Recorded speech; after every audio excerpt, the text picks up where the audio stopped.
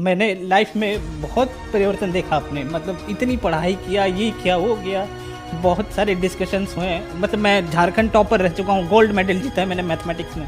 इन सब का क्या है? ये सब कुछ नहीं है सर, मैं बता रहा हूँ आपको। 2.5-3 लाख रुपए तो सैलरी है आज मेरी महीने की। मतलब वो जो भी हो चुका है, हो सका है, वो सब सिर्फ और सिर्फ संत रामपाल जी महाराज की वजह से हो सका है। जो भी व्यक्ति इस बात को अगर बोलता है कि मतलब मैं साइंस हुआ और मैं आपको चैलेंज कर सकता हूँ, मैं बता रहा हूँ आपको, आप एक बार उनका सत्संग बस सुनकर देखिए। वो जो वहाँ जेल में बैठे हुए हैं ना, वो साक्षात भगवान है। नमस्कार सर। नमस्कार सर। सर क्या नाम है आपका? मेरा नाम नीलमणि दास है। मैं जांजगीर चांपा छत्तीसगढ़ का रहने वाला हूँ और अभी फ़िलहाल गुड़गांव में एक यूएक्स डिज़ाइनर की पोजीशन पे कार्यरत हूँ। सर संत रामपाल जी महाराज से नाम दीक्षा आपने कब ली? मैंने संत रामपाल जी महाराज से नाम दीक्षा 20 मई 2014 को ली थी। सर संत रामपाल जी महाराज से नाम दीक्षा लेने से पहले क्या आप कोई भक्ति साधना भी करते थे?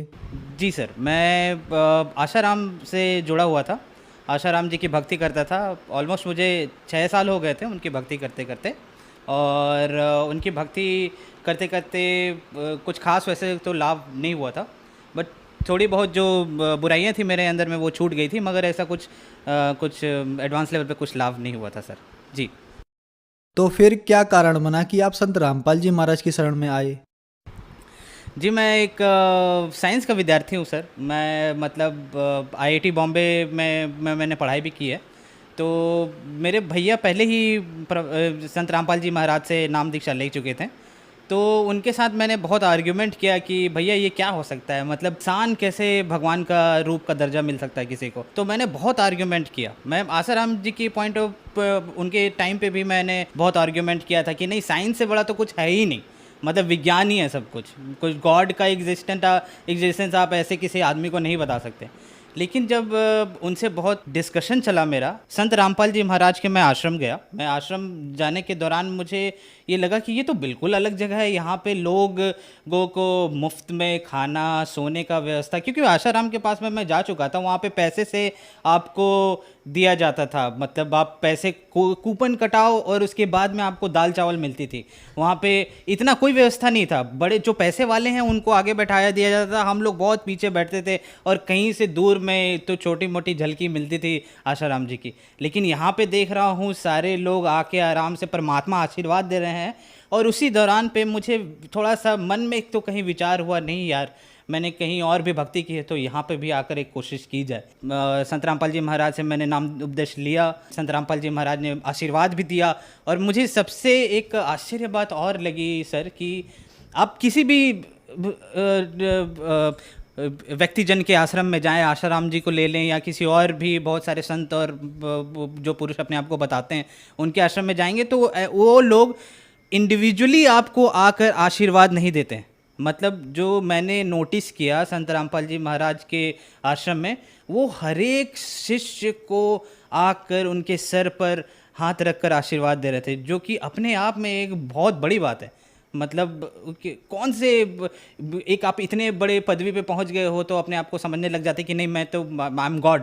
तो वो चीज़ मुझे लगा कि नहीं यार, वो तो एकदम बिल्कुल अपने आप को ऐसे दर्शा रहे हैं जैसे कि नहीं बेटा मैं तुम्हारा गुरु हूँ और तुम लोग शिष्य हो और तुम्हारा जितना भी दुख और ज़िंदगी में जितने कष्ट हैं उसको निवारण करना मेरा ही काम है। तो मतलब ये चीज़ मुझे दिखा और इसके बाद मैंने तो निश्चय कर लिया कि नहीं, मुझे संत रामपाल जी महाराज से नाम उपदेश लेना चाहिए। सर आप साइंस पर विश्वास करते हैं, फिर आपने संत रामपाल जी महाराज से नाम दीक्षा ली। हम आपसे पूछना चाहेंगे कि अभी आपकी क्या क्वालिफिकेशन है, आप क्या काम करते हैं?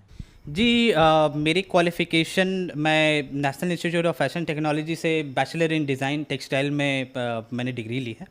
मैं उस दौरान पे शाहरुख खान, आपने अभिनेता का नाम सुना होगा, मैंने उसके के घर का इंटीरियर भी डिज़ाइन किया हुआ है। ये इंडिया टुडे के आर्टिकल में पब्लिश भी है। आप मेरा नाम अगर नील मणि करके इंडिया टुडे टाइप करेंगे तो आपको मिल जाएगा। उसके आर्टिकल में, टॉप आर्टिकल में ही मेरा नाम है। और शाहरुख खान के इंटीरियर करने के बाद बहुत बड़े बड़े डिज़ाइनर्स के भी साथ भी मैंने काम किया, जिनमें से मनीष अरोड़ा हैं और करण जौहर, वरुण बहल के साथ भी काम किया। और वो छोटी छोटी बहुत उपलब्धियां थी जिसको संजो कर मैंने मास्टर डिग्री के लिए भी कोशिश करी। मास्टर डिग्री में मैंने आईआईटी बॉम्बे का एग्ज़ाम दिया। पहली दफ़ा जब एग्ज़ाम दिया था तो उस वक्त मेरा सिलेक्शन नहीं हुआ था। आईआईटी गुवाहाटी शायद मिलता बट नहीं भी मिल रहा था, लेकिन दूसरी दफ़ा आईआईटी बॉम्बे मिला मुझे और ऑल इंडिया रैंक 27 मैंने प्राप्त किया। आईआईटी बॉम्बे में मैंने इंडस्ट्रियल डिज़ाइन, जिसको आप बोल सकते हैं कि स्पेसिफिकली उसका स्पेशलाइजेशन ह्यूमन कंप्यूटर इंटरेक्शन था, उसमें मैंने पढ़ाई की। और उसके बाद अभी फ़िलहाल मैं एक अमेरिकन कंपनी थॉटवर्क्स में एक सीनियर यूएक्स स्पेशलिस्ट के रूप में कार्यरत हूँ। सर, तो मैंने मास्टर डिग्री आईआईटी बॉम्बे से करी है। मुझे ऑल इंडिया रैंक 27 मिला था। आईआईटी बॉम्बे में मुझे गोल्ड मेडल भी मिला है, जिसमें फाइनल डिग्री का जो आपको प्रोजेक्ट सबमिट करना होता है उसमें मुझे गोल्ड मेडल मिला, बेस्ट स्टूडेंट का अवार्ड मिला था मुझे।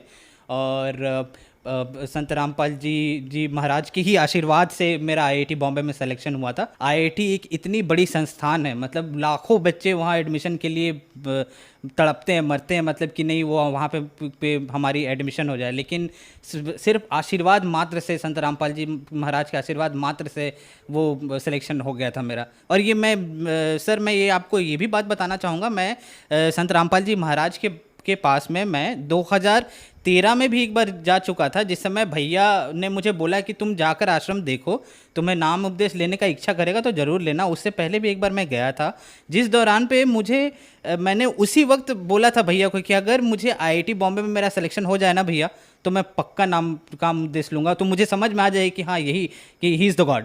तो जैसे ही मैंने बोला कि संत रामपाल जी महाराज से मेरी वार्तालाप भी हुई, मैंने उनको बोला कि मैं आईआईटी बॉम्बे में मैं एडमिशन चाहता हूँ, तो उन्होंने एकदम आशीर्वाद दिया और बोला बेटा हो जाएगा, और हो ही गया। मतलब इससे बड़ी चीज़ और क्या हो सकती है। नीलमणि जी, आपने आईआईटी मुंबई से अपनी पढ़ाई पूरी की है और आप गोल्ड मेडलिस्ट स्टूडेंट रहे हैं। संत रामपाल जी महाराज के बारे में ये कहा जाता है कि उनसे श्रद्धालु अंधश्रद्धा के तहत जुड़ते हैं। कम से कम आप जैसे लोग जो टॉप आईआईटी कॉलेज में गोल्ड मेडलिस्ट स्टूडेंट हैं, टॉप इंजीनियर्स, टॉप डॉक्टर्स जो संत रामपाल जी महाराज से जुड़ रहे हैं, आप लोगों को तो हम नहीं कह सकते कि आप लोग संत रामपाल जी महाराज से अंधश्रद्धा के तहत जुड़े हैं। तो क्या ये धारणा बनाई गई है या ये धारणा कहीं ना कहीं तक ठीक है?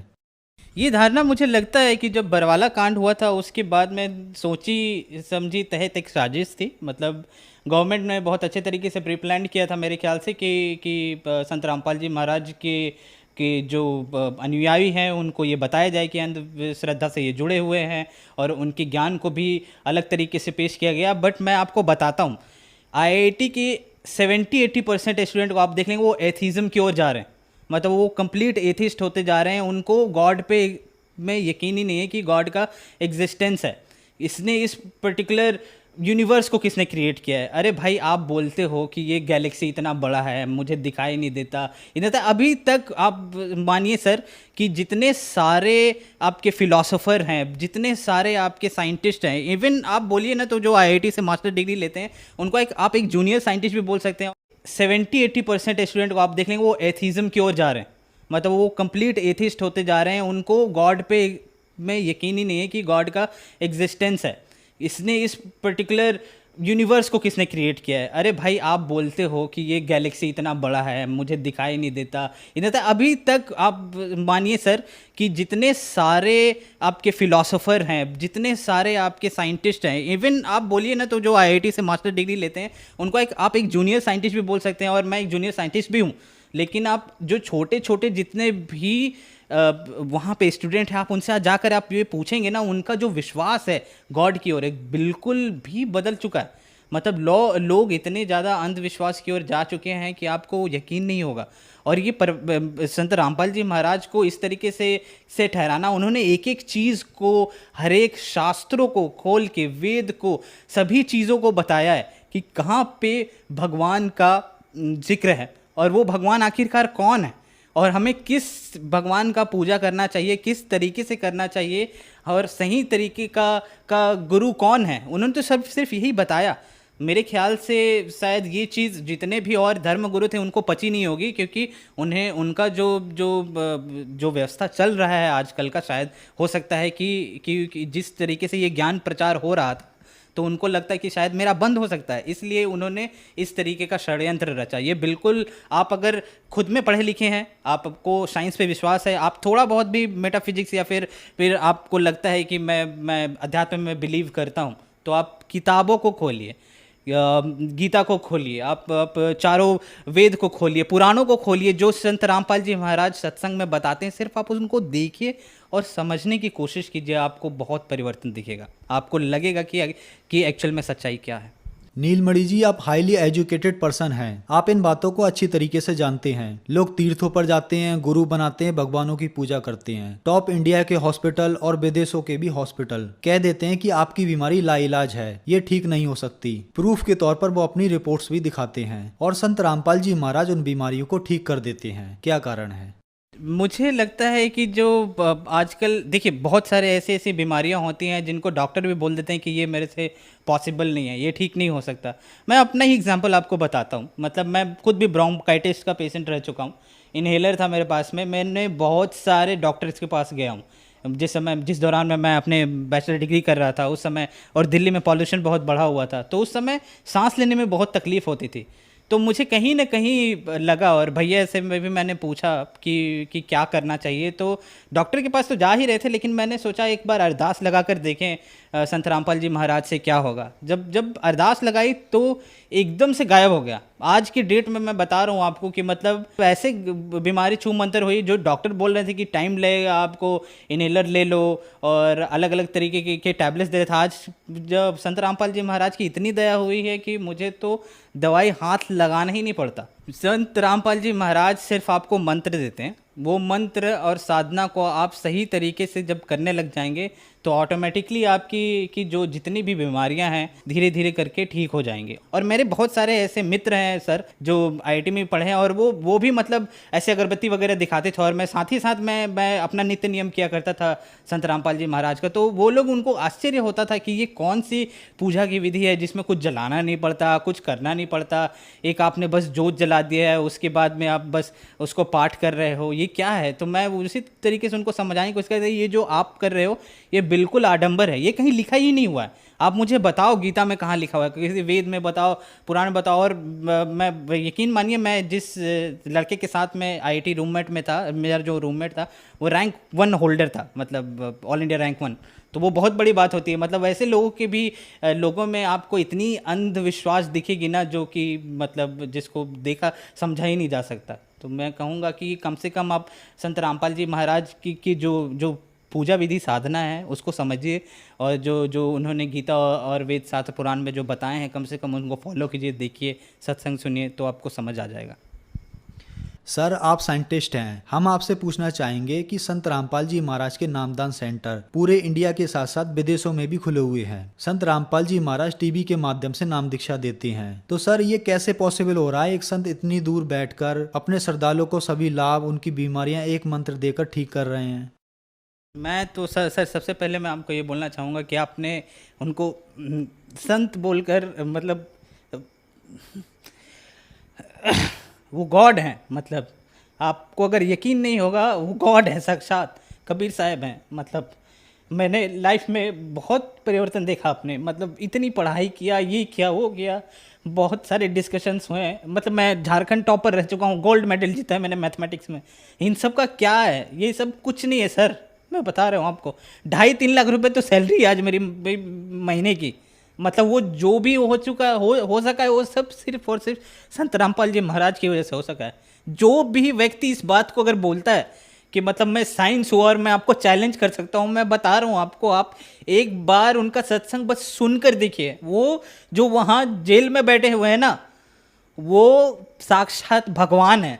उन्होंने ये पूरा का पूरा, मतलब वो बैठे बैठे वहाँ कितने सारे जो भक्तजन हैं, जितने शिष्य हैं उनका हर एक लाइलाज बीमारी ठीक हो जा रही है। और मैं बता रहा हूँ आपको सर, मैंने तो गुरु जी को, संत रामपाल जी महाराज को उस वक्त देखा था, लेकिन जो जो भक्त आज जिन्होंने देखा नहीं है, मिला नहीं है, उसके बावजूद भी जिन्होंने नामदान लिया है, उनको इतना लाभ मिला है, आप यकीन नहीं मानिएगा। मतलब ऐसे ऐसे लोगों की मैंने शिष्यों की मैंने गाथा सुनी है, जिन्होंने बताया कि मेरा पथरी ठीक हो गया, मेरी ब्रोंकाइटिस थी वो ठीक हो गया, मुझे कैंसर का बीमारी था वो ठीक हो गया। ये सब सारी चीज़ें आप देखोगे तो आपको यकीन आ जाएगा कि ये संत नहीं है जिसको आप संत बोल रहे हैं। कबीर साहब भी इसी तरीके से आए थे, उनको भी इसी तरीके से डिस्कार्ड कर दिया गया था, अवॉइड कर दिया गया था। आप उत्तर प्रदेश में भी जाओगे तो मंदिरों के ऊपर में भी इस तरीके से मतलब उनका जिक्र किया था। उनको बस कवि के रूप में ही देखा जाता है, उनको एक भगवान का दर्जा दिया ही नहीं गया। मैं बोल रहा हूँ एक छात्र होने के नाते कि कम से कम आप उनको भगवान नहीं मानते तो कम से कम उनकी बातों को तो सुनो। आप न्यूटन का लॉ पढ़ते हो, आप किसी गैलीलियो की बातों को सुनते हो, उनको तो समझते हो ना, उनकी बातों को तो मानते हो। आइंस्टाइन ने जो बोला उनकी बातों को मानते हो ना कि E = MC² होता है, इसको मान लेता हूँ मैं। एक बार मान कर तो देखो कि संत रामपाल जी महाराज क्या बोल रहे हैं। नीलमणि जी, जो श्रद्धालु आज आपको टीवी पर देख रहे हैं, खास करके वो युवा जो आज अपने आप को एथिस्ट यानी नास्तिक कहने पर गर्व महसूस करते हैं, उनके लिए आप क्या कहना चाहेंगे?